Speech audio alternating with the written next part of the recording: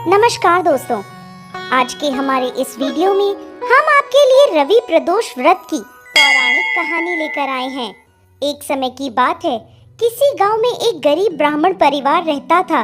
ब्राह्मण की पत्नी प्रदोष के व्रत का नियम पूर्वक पालन करती थी। एक समय ब्राह्मण का पुत्र गंगा स्नान करने के लिए गांव से बाहर गया।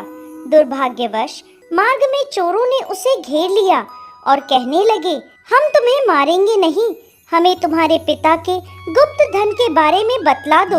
ब्राह्मण के पुत्र ने उन्हें समझाया कि हम गरीब हैं और हमारे पास कोई भी गुप्त धन नहीं है।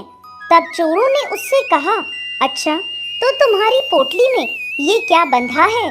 तब उस ब्राह्मण के पुत्र ने निसंकोच होकर कहा, मेरी माँ ने मेरे लिए रोटियां दी हैं, वही इस पोटली में बंधी हैं। यह सुनकर चोरों ने कहा, चलो साथियों, ये तो खुद ही बहुत दुखी मनुष्य है, हम किसी और को लूटते हैं। ऐसा कहकर चोर उसे छोड़कर आगे चले गए। तब वह ब्राह्मण का पुत्र वहां से आगे चला और एक नगर में पहुंचा। नगर के पास एक बरगद का पेड़ था। वो उसी बरगद के वृक्ष की छाया में सो गया। उसी समय उस नगर के सिपाही चोरों को खोजते हुए बरगद के वृक्ष के पास पहुँचे और उस लड़के को चोर समझकर बंदी बना लिया और राजा के पास ले गए। राजा ने उसे कारागृह में बंद करने का आदेश दे दिया। ब्राह्मणी का लड़का जब घर नहीं लौटा तो उसे अपने पुत्र की बहुत चिंता हुई। अगले दिन प्रदोष का व्रत था। ब्राह्मणी ने प्रदोष व्रत किया और भोलेनाथ से मन ही मन अपने पुत्र की कुशलता की प्रार्थना करने लगी।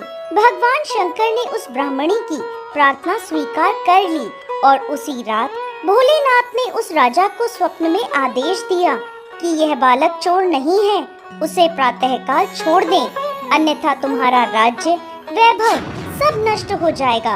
प्रातःकाल राजा ने शिव जी की आज्ञा अनुसार उस बालक को कारागृह से मुक्त कर दिया। बालक ने अपनी सारी कहानी राजा को सुना दी। सारा वृत्तांत सुनकर राजा ने सिपाहियों को उसके घर भेजा और उसके माता पिता को राज दरबार में बुलवाया। उसके माता पिता बहुत भयभीत थे। राजा ने उन्हें भयभीत देखकर कहा कि आप भयभीत न हो, आपका बालक निर्दोष है। राजा ने ब्राह्मण को 5 गांव दान में दे दिए, जिससे वो सुख पूर्वक अपना जीवन व्यतीत कर सके। इस तरह ब्राह्मण आनंद से रहने लगा। भोलेनाथ की दया से उसकी दरिद्रता दूर हो गई।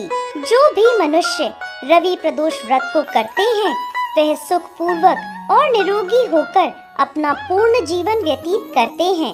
जय भोलेनाथ, जय माता पार्वती।